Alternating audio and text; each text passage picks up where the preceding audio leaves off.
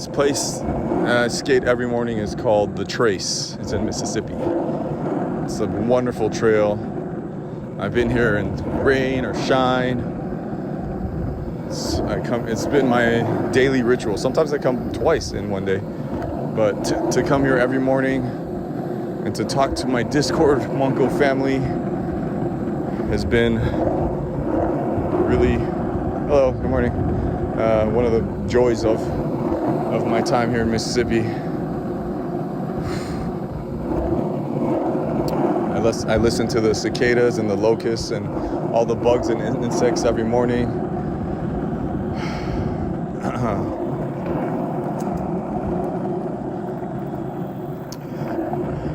You guys want to hear a story? Yeah? All right. You guys ever hear of Slurpee? I know some of you here are like into conspiracy theories and aliens and all that kind of stuff. You mean Slurpees from like 7-Eleven, like ices, like the slushies? No, this was an alien named Slurpee. He actually like looked like a Slurpee. He was like blue and had the same kind of consistency and texture. Here, I'm gonna get off my board for a second. Yeah, Slurpee. Oh, you hear that thunder? Maybe it's gonna rain today. I love being out here in the morning. So Slurpee came from another dimension. He's an alien, unidentified flying object. And Slurpee was just a dude. He was just a regular dude from his planet, from his universe. But when Slurpee came here, he could change people's perceptions. So when you looked at Slurpee, even though he looked like a blue icy monster, yeah, he's cute. He was super cute. He would always stay the same, but he could make you think he looks like anybody. So he can trick you. He wasn't an actual shapeshifter. He could just change your mind into making you think, making you see what he wanted you to see. And Slurpee didn't even know he had this magical power. This was his superpower. It was just regular for him from his planet. But if you want to talk about sensitivity, what are you talking about? Like your feelings? You have sensitive feelings, or sensitivity to light, to colors, to touch, to taste? Yeah, all that. Slurpee was a true empath. Like just walking. Like right now I'm like skating past these people. As Slurpee walks past certain people, he could feel all their emotions. He could tell. Even if someone's like jogging, listen to CNC Music Factory. I got the power. You know, he could even tell if that was for real, or if that was a fraud and they were actually depressed, trying to pump themselves up. He could feel everything. So you're talking about like Slurpee's like an emotional, like a sensitive artist, like he's emo. Well, can I finish the story, Dave? Are you gonna keep interrupting me? All right, sorry. Look, do you want to hear a story or not? No, I do. I want to hear it. Morning. Okay.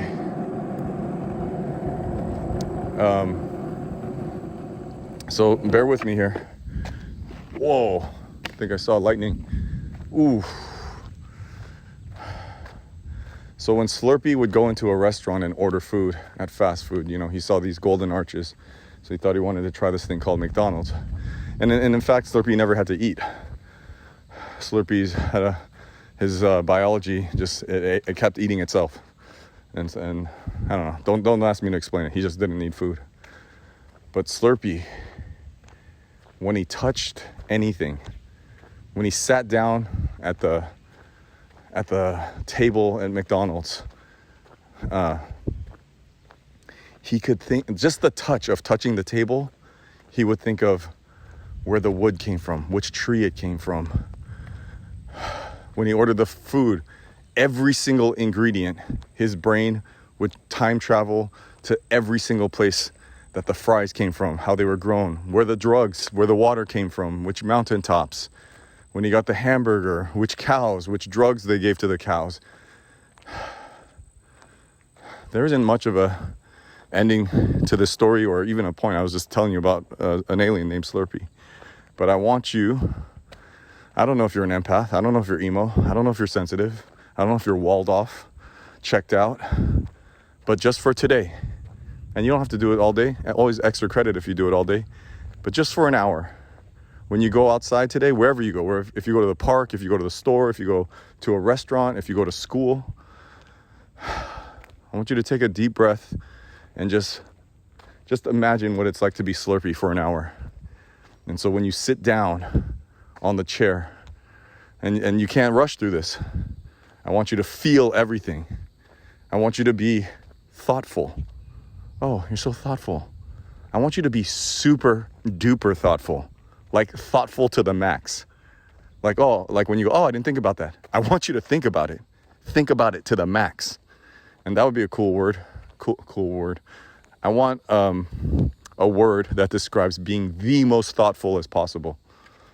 You know, because we're just rushed in our daily lives. I'm just rushed. I'm not thoughtful. Even if I think I'm being thoughtful, I don't really take it to the max. And of course, we couldn't operate the way we're living now if everyone was super duper thoughtful all the time. But once in a while, sit. Where did the rubber from your shoes come from? Take it as to the max of your thoughtfulness of where that rubber could come from, how many people worked on it. Think about where the electricity from your phone came from, the charging of the batteries. Think about where the raw materials for your phone came from. Think about where the concrete and the asphalt and everything that you stand on comes from, the rubber from your skateboard. And just, it might be too much. You know, if you feel too much, it's too much, right? So that's why I'm asking you to do it just for an hour or just for a day. But just for today, I want you to be the most thoughtful person ever and think of where every single thing comes from, the story, and take it back as far as it can come. Be like the kid that's like, why? Why, Dad? Why, Mom? Why? And then? Why? Where'd the grass come from? Think of every single piece of thread, of ropa, of clothes that you're wearing. Where did it come from? Who worked on it? Who touched it? I want you to think of every single person, everything, person, place, thing, where it came from, who touched it, who worked on it, and take it as far as you could go. Be thoughtful. Come up with a word for me. Thank you.